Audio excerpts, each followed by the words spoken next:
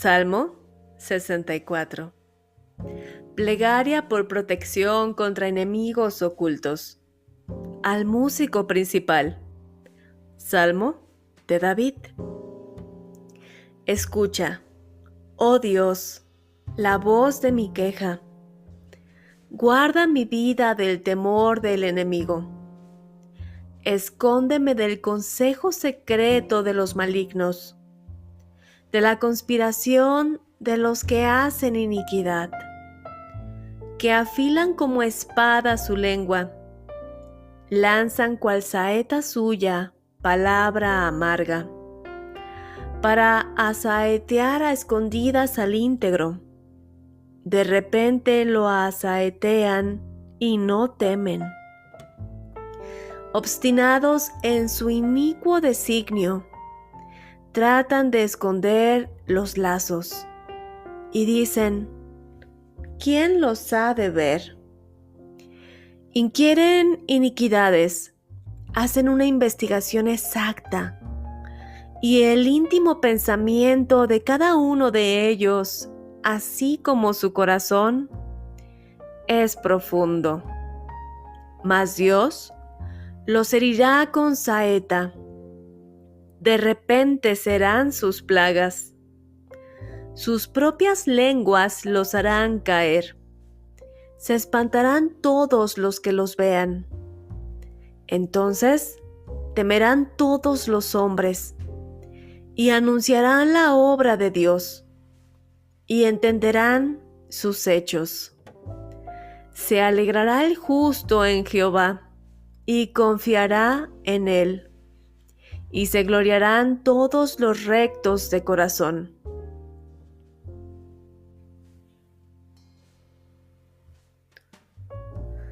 Este Salmo 64 comienza con una vívida descripción de los tortuosos caminos de los malignos, especialmente su manera de hablar. Con todo, el salmista no teme que Dios vaya a perder el control de la situación. A lo largo de este salmo encontraremos que después de haber visto la justicia de Dios en operación, los justos se alegrarán y confiarán tanto más en Dios. El versículo 1 dice así: Escucha, oh Dios, la voz de mi queja. Guarda mi vida del temor del enemigo. Esta palabra utilizada como temor significa más bien terror y habla de algo más grande que el miedo normal. El salmista reconoce que el miedo hacia un enemigo puede ser tan destructivo como un asalto efectivo. El que David le pida a Dios que lo escuche, que escuche la voz de su queja, pone de manifiesto que este es un clamor a Dios pidiéndole que actúe.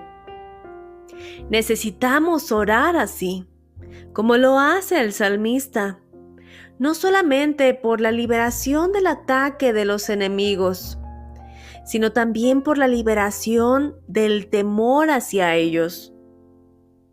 Un verdadero creyente no es una persona temerosa, porque como dice la palabra en 1 de Juan, capítulo 4, versículo 18, el verdadero amor echa afuera el temor. Es decir, la verdadera fe en Dios, cuyo atributo principal es el amor, debe ser suficiente para erradicar todo miedo paralizante. La palabra fe viene del hebreo emuná, cuyo significado real es creer, confiar y obedecer. La persona que cree en el poder de Dios, que confía en las promesas de Dios y que obedece sus mandamientos, no tiene razones para tener miedo. Esto debe llevarnos a cuestionarnos: ¿qué tanto crees tú en Dios? ¿Qué tanto confías en las promesas de Dios? ¿Y qué tanto obedeces sus mandamientos? Bien, pues dependiendo de lo que hayas respondido, será el tamaño de tu miedo o el tamaño de tu confianza y tu paz.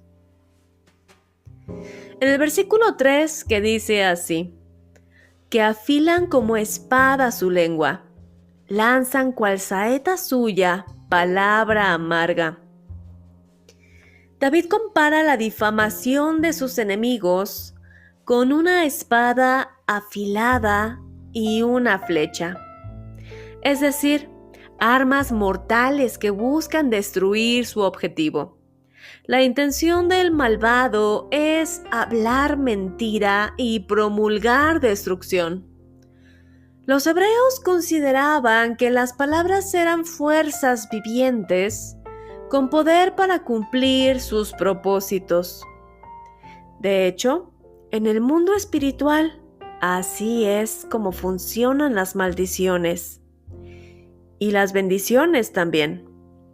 Las oraciones habladas que promulgan maldición toman legalidad para convertirse realmente en maldición en las personas que no viven en santidad bajo la cobertura del Dios Todopoderoso. En oposición, la palabra de paz y bien se convierte en bendición al ser pronunciada con fe por un hijo de Dios y siendo digna la persona que la recibe. Así lo dice Lucas capítulo 10 versículos 5 y 6. Cuando entren en la casa de alguien, primero digan, la paz de Dios sea sobre esta casa. Si los que viven en la casa son gente de paz, la bendición permanecerá. Si no lo son, la bendición regresará a ustedes. Así como la flecha que se lanza con el arco, la palabra dicha no puede volver atrás. De modo que para bendición o maldición es todo lo que sale de nuestra boca. Por eso es que tenemos que cuidar tanto las cosas que decimos. De hecho, Jesús dice en Mateo 15:11 que lo que contamina al hombre no es lo que entra por la boca, sino lo que sale de la boca. Aquí es imprescindible enfatizar que el que maldice no solo lanza la maldición para la otra persona, sino que por decreto divino se maldice a sí mismo con cada una de sus maldiciones. Estoy segura de que en este justo momento estás recordando las cosas que tú has dicho y las estás analizando. ¿Qué tipo de palabras has sacado de tu boca? Cuando hablas, ¿bendices o maldices? ¿Tus palabras son de paz o promueves los chismes y la calumnia? ¿Hablas la verdad o te escudas en la mentira? Si has hablado mal de alguien o le has deseado el mal a alguien, este es un buen momento para arrepentirte, pedir perdón a Dios y empezar por cambiar tu manera de hablar. El versículo 4 dice así: para asaetear a escondidas al íntegro, de repente lo asaetean y no temen. La palabra clave de este Salmo 64 se encuentra en este versículo, de repente, que significa inesperadamente o sin previo aviso. Los enemigos de David no usaban saetas literales, pero lo atacaban en secreto, de forma anónima, sin el valor de decirle las cosas a la cara, de frente. Lo atacaban por la espalda. Le disparaban como un francotirador dispara a un hombre que no tiene forma de defenderse. Este es un personaje totalmente traicionero. David sabía que sus enemigos disparaban contra él palabra amarga como flechas, y cuando lo hacían, no les molestaba en lo más mínimo. Proferían calumnias y maldiciones sin el más mínimo remordimiento porque este tipo de personas no suelen tener el más mínimo temor de Dios. El versículo 5 dice así: obstinados en su inicuo designio, tratan de esconder los lazos y dicen: ¿quién lo ha de ver? El impío piensa que Dios no lo ve ni lo oye y que por tanto no pagará por su delito. En consecuencia, la sorpresa que se llevan al ser descubiertos, expuestos y pagar el precio de sus iniquidades es grande. Los versículos 7 y 8 dicen así: mas Dios los herirá con saeta. De repente serán sus plagas, sus propias lenguas los harán caer. Se espantarán todos los que los vean. Providencialmente, Dios dirige las maquinaciones de los impíos para su propia destrucción. Las flechas de Dios destruirán inevitablemente al malvado, haciendo que sus propias palabras se vuelvan contra ellos y los lleven a la ruina. Las flechas de Dios, como se demuestra a través de la historia del Antiguo Testamento, incluyen tanto juicios naturales como enfermedades mortíferas, derrotas y calamidades.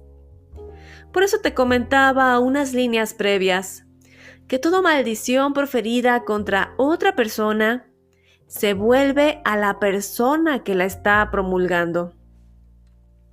Este salmo termina con regocijo ante la manifestación de la justicia de Dios, porque Dios es amor y Dios es justo. No dejará para siempre caído al justo y pagará al impío según sus obras. El versículo 9 lo expresa así: entonces temerán todos los hombres y anunciarán la obra de Dios.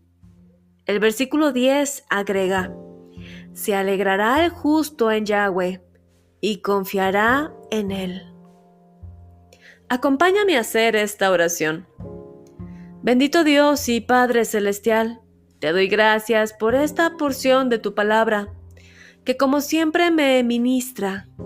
Ayúdame a medir las palabras que salen de mi boca, a refrenar mis labios y no promulgar maldición alguna contra nadie, sino más bien bendecir y dejar que tú acomodes esas palabras según creas justo. Bendito y alabado seas por siempre. En el nombre sobre todo nombre de Cristo Jesús. Amén y amén. Mi querido hermano, que Dios te bendiga. Si esta meditación ha sido de bendición para tu vida, te invito a compartirla para que llegue a más personas. Esta fue la reflexión del Salmo 64. Tu hermana en Cristo, Alondra Aguilar. Hasta el próximo episodio.